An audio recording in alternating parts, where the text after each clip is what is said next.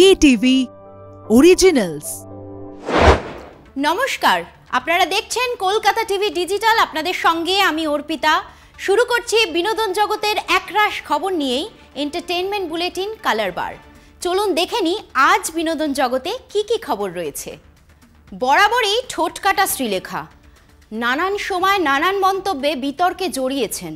সম্প্রতি অভিনেত্রীর একটি ইঙ্গিতপূর্ণ পোস্ট নিয়ে ফের সোশ্যাল মিডিয়ায় আলোচনা শুরু হলো। বাড়ির ব্যালকনিতে দাঁড়িয়ে পিঠ দেখিয়ে দুটি ছবি পোস্ট করে অভিনেত্রী শ্রীলেখা মিত্র খোলা চুলে শাড়ির সঙ্গে পরেছেন কালো অফ শোল্ডার ব্লাউজ, উন্মুক্ত পিঠে শোভা পাচ্ছে ট্যাটু। পোস্টের ক্যাপশনে লিখেছেন, এপিট ওপিট করার অভ্যেস নেই তাই। শ্রীলেখার পোস্ট দেখে অনেকেই অনুমান করেছেন বর্তমান রাজনৈতিক প্রেক্ষাপটেই এই পোস্ট। একাধিক দলবদলুদের খোঁচা দিয়েই এই পোস্ট করেছেন বলেই অনুমান। সামনেই ২৪-এর লোকসভা নির্বাচন। চিরকালই বাম মনস্ক শ্রীলেখা গত বিধানসভা নির্বাচনের আগে তাকে লাল নিশানের হয়ে প্রচারেও দেখা গিয়েছিল। এবার নির্বাচনী ময়দানে আবারও নাকি নামতে চলেছেন অভিনেত্রী। কানাঘুষোয় শোনা যাচ্ছে শ্রীলেখা মিত্রও নাকি ২৪-এর ভোটে লড়ছেন। সিপিআইএম এর প্রার্থী তালিকায় বিশেষ চমকই নাকি টলিউডের জনপ্রিয় অভিনেত্রী শ্রীলেখা। হুগলিতেই নাকি রচনা লকেটদের বিরুদ্ধে লড়বেন তিনি। জল্পনা কি সত্যি হবে? উত্তর এখন সময়ের অপেক্ষায়। টলিপাড়ার জনপ্রিয় জুটি গৌরব চক্রবর্তী ও রিধিমা ঘোষ গত বছর ১৬ই সেপ্টেম্বর পুত্র সন্তানের জন্ম দিয়েছেন রিধিমা। একাধিকবার ছেলের সঙ্গে ছবি শেয়ার করেছিলেন, কিন্তু জন্মের পর থেকে ছেলের মুখ প্রকাশ্যে আনেননি তারকা দম্পতি। ১৩ই মার্চ বুধবার ছিল ধীরের অন্নপ্রাশন। এই দিনেই একরত্তি ছেলের সঙ্গে সকলের আলাপ করালেন গৌরব রিধিমা। জন্মদিনের দিনেই ছেলের সঙ্গে সকলের আলাপ করার কথা দিয়েছিলেন গৌরব। বুধবার সেই কথাই রাখলেন অভিনেতা। এদিন লাল সাদা পোশাকে সেজে উঠেছিলেন তিনজনই। লাল শাড়ির সঙ্গে সাদা কন্ট্রাস্ট ব্লাউজ, হালকা গয়নায় সেজে উঠেছিলেন রিধিমা। অন্যদিকে ছেলে ধীরের সঙ্গে ম্যাচিং করেই লাল সাদা নকশা করা ধুতি পাঞ্জাবিতে সেজেছিলেন গৌরব। ছেলের অন্নপ্রাশনের দিন সোশ্যাল মিডিয়াতে ছবি পোস্ট করে অভিনেতা গৌরব লেখেন, আজ মুখে ভাতের পর ধীর আপনাকে হ্যালো বলতে পারে। টলিপাড়ায় পা রাখতে চলেছেন বাংলাদেশি অভিনেত্রী পরিমণি।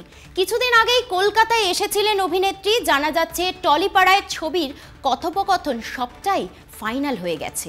ছবির নাম ফেলু বক্সি। ছবিতে পরিমণির বিপরীতে থাকছেন বাংলা ছবির জনপ্রিয় অভিনেতা ও তৃণমূল বিধায়ক সোহম চক্রবর্তী। কিছুদিনের মধ্যেই শুটিং শুরু করবেন পরি। ছবিটির প্রসঙ্গে বাংলাদেশি সংবাদ মাধ্যমকে পরিমণি জানিয়েছেন, এই প্রথমবার কলকাতার প্রযোজনা সংস্থার সঙ্গে কাজ করছেন অভিনেত্রী, তাই কাজটি করতে ভীষণ উত্তেজিত। ছবিটি থ্রিলার ধর্মী হতে চলেছে। ছবিতে পরিমণির চরিত্রের নাম লাবণ্য।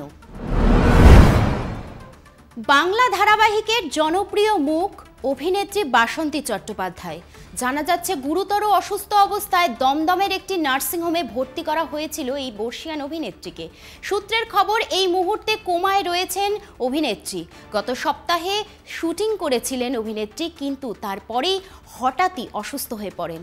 টলিপাড়া সূত্রের খবর, দীর্ঘদিন পেটের ক্যান্সারে আক্রান্ত তিনি। সম্প্রতি হৃদযন্ত্রে গোলযোগের জন্য পেসমেকারও বসানো হয়। ছিল কিডনির সমস্যাও। ৮৭ বছর বয়সী বাসন্তী দেবীর বর্তমান অবস্থা বেশ সংকটজনক বলেই জানা যাচ্ছে। বর্তমানে গীতা এলএলবি ধারাবাহিকে কাজ করছিলেন বাসন্তী চট্টোপাধ্যায়। শুধুমাত্র বাংলা ধারাবাহিকেই নয়, কাজ করেছেন একাধিক ছবিতে। কাজ করেছেন মহানায়ক উত্তম কুমারের সঙ্গেও। প্রসেনজিৎ ঋতুপর্ণা জুটির একাধিক ছবিতে দেখা গিয়েছিল অভিনেত্রীকে। ফের বিয়ের পিঁড়িতে বসছেন জিতু। হ্যাঁ, টলিউডের অন্দরে কান পাতলে এমন খবরই ভেসে আসছে। ২৫শে মার্চ বাগদান পর্ব সারবেন হবু স্ত্রীর সঙ্গেই। ইতিমধ্যেই নিমন্ত্রণ পত্র গিয়েছে পরিজনদের কাছে।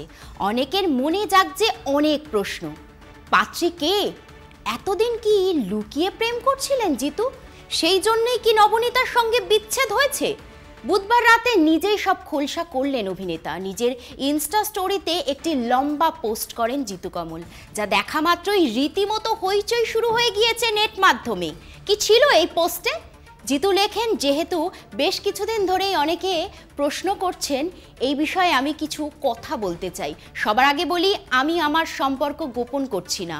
আমার সঙ্গীর সুরক্ষা নিয়েও আমায় ভাবতে হবে, তাই কিছুটা গোপনীয়তা রাখতে চাই। হ্যাঁ, গত উইকেন্ডে আমরা আমাদের কাছের বন্ধুদের নিমন্ত্রণ করেছি এবং আগামী 25শে মার্চ আমাদের এঙ্গেজমেন্ট হঠাৎ করেই অপ্রত্যাশিতভাবে ঘটনাটি ঘটে গেল। আমি এবং আমার পরিবার খুব খুশি। আজকের কালার বার এই পর্যন্তই। দেখা হচ্ছে পরবর্তী এপিসোডে। আমাদের এই স্পেশাল বুলেটিন কেমন লাগছে কমেন্ট করে জানান আমাদের ফেসবুক পেজে, ইনস্টাগ্রামে, ইউটিউবে এবং এক্স হ্যান্ডেলে। এছাড়াও ফলো করতে ভুলবেন না আমাদের ওয়েবসাইট কলকাতা টিভি অনলাইন। দেখতে থাকুন কলকাতা টিভি, রাত দিন 7 দিন।